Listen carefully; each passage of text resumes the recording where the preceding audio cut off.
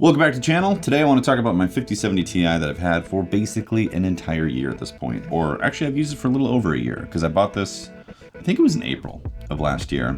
Also, this video is sponsored by Logitech G, so more on that in a bit. The 5070 Ti, in my opinion, has been amazing. No surprise. But I did buy the Gigabyte version and it freaked me out quite a bit because if you are aware at all of what was going on, a lot of people were talking about thermal putty leakage issues. And I was like, oh no, I just spent 850 bucks, that was the price at the time, on a new Gigabyte 5070 Ti. And if I return it, what else can I buy? There's literally nothing available.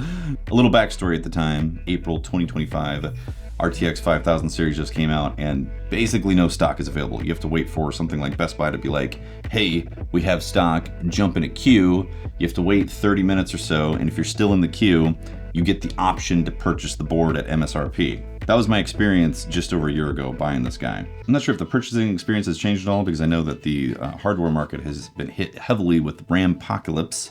And also this board literally is worth more money now. Like it's retailing at $1,000 1 year later, which is just crazy, honestly. Yeah, anyways. So yeah, I'm selling my 5070 Ti and making money. Obviously I'm kidding. I'm planning on keeping this guy until she burns out. So long story short about the Gigabyte stuff, yes, you can see thermal putty. If I show you, I don't know if you can see this in the camera right up here, but there's a lot of thermal putty in this card. And when I first got it, I was definitely freaked out. And then I was like constantly looking in here and looking at where the thermal putty is in the board after, you know, an hour or so of gaming, and then a week later and checking in more and trying to see if I was getting a kind of thermal putty leakage. And no, I got zero leakage with this guy. And I believe this is in the serial number range of, or close to it anyways, of having quote unquote issues. So the internet definitely made me freak out, and I thought I was gonna maybe have to RMA this at some point. 1 year later, I've done a lot of gaming with this and I've had no problems. Like literally no problems. In fact, the system that I built a year ago for this card had no problems. Knock on wood. So in general, let's talk about the 5070 Ti and performance-wise. I've been using it for 1440p gaming, and for competitive games, say like Marvel Rivals, I have turned off frame gen. So at 1440p on low settings, I've been averaging comfortably above 200 FPS because I am using a 240 hertz monitor. So I'm targeting like 224 FPS in general for like the sweet spot. I don't know if it really matters. Technically a casual gamer at this point, but I still like to think, oh, I'm gonna give myself a slight edge with the mouse and all that crap. I'm sure it makes no difference with my skill level, but nonetheless, I like to dabble in that world and get the best potential performance. When I am playing single player games and not needing to push the FPS experience, then I've generally been letting things sit around say 100 FPS. And yes, one of the benefits of using an RTX 5000 series is you do get all the frame gen, DLSS type of crap that's going on. And it's nice, I gotta say. It is really, it's really nice to have when you need it. Because initially when you're buying a card, you're like, I'm never gonna use frame gen.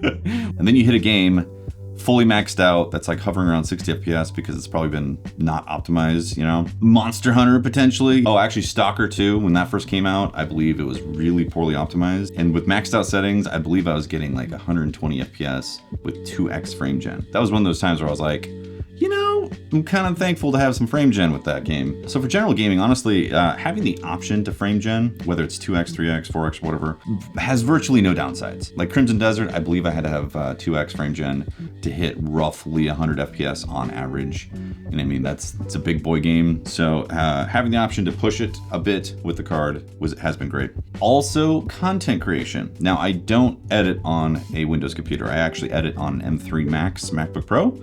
So I'm not using this for DaVinci Resolve, but when it comes to streaming, I was able to get two 1440p AV1 streams and a 1080p stream all on the encoder on here while gaming on the same PC. So my CPU is an AMD 7800X3D paired with this guy, the 5070 Ti, and playing the game on my computer, streaming to YouTube, making a local copy at 1440p, both of those AV1, and also going to Twitch at 1080p. I was able to do it on this card pretty comfortably. There was one game that gave it an issue, and that was Diablo 4. Now that being said, I have not been streaming a crazy amount. So obviously this is just my experience, my anecdotal experience at that.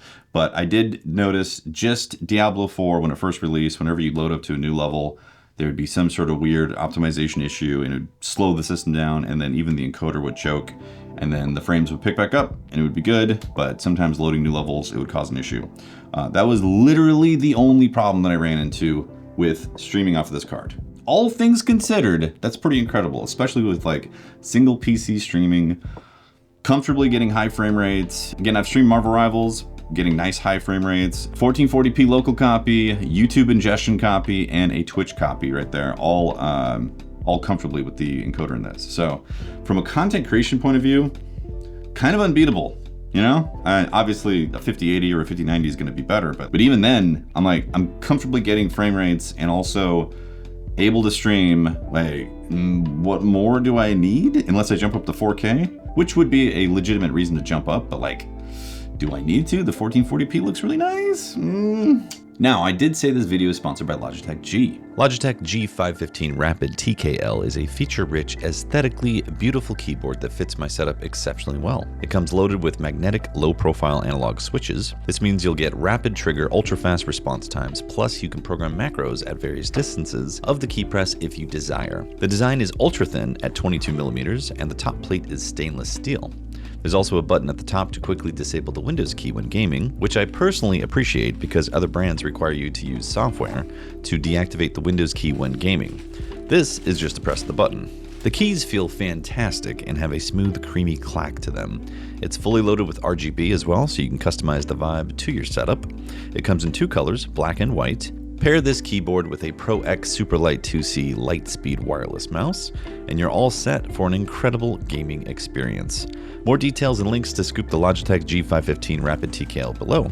By the way, I have actually been using this guy as my main keyboard, the G515 Rapid from Logitech G, for over a month now at this point, and I actually really like it. So to round out this discussion, I do have another option here.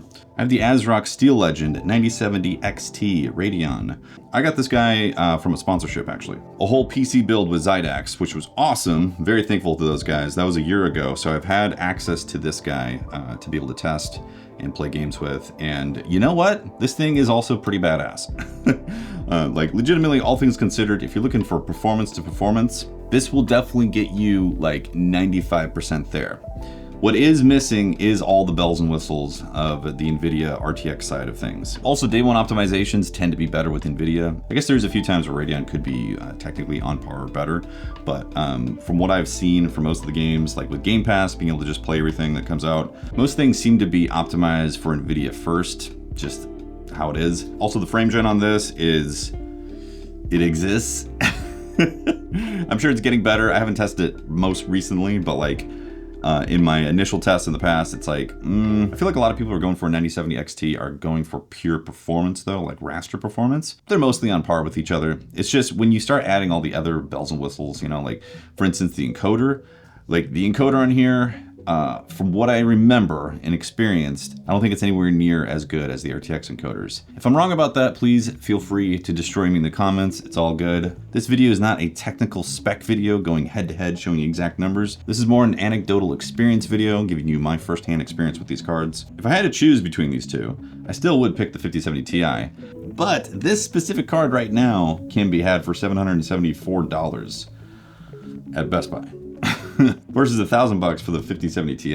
It's so crazy, man. If you're trying to squeeze every last dollar out of your budget, and you're not trying to stream to YouTube and Twitch, and also make a local copy with AV1 encoders, or in other words, it's just pure gaming with raster performance, I think the 9070 XT would probably be the way to go. Also, if you only play like, say, Fortnite or one specific game, and you know it's already optimized for the 9070 XT, then you might as well save some money, go with that. But if you are a gamer who's playing multiple games or launch day games all the time, it can actually make a difference, like having that optimization for the first week, you know, because you never know when the patches drop, you don't know when they're gonna actually get the stuff fixed for whatever card you're using. So if you happen to have one of the cards that is generally the one that gets picked, then it can make your gaming experience better, you know?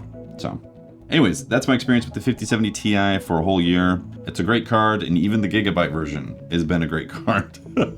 No thermal putty leakage everywhere, thank goodness. And yeah, the 9070 XT, it's an honorable mention. I will leave links below to these if you're curious about them. I will also leave links to the Logitech G515 Rapid TKL keyboard that I've been using legitimately for the past month and really enjoying. Thank you very much, Logitech G, for sponsoring the video. I do appreciate that. And thanks for making it to the end. You guys are awesome. I'll see you next time for another one.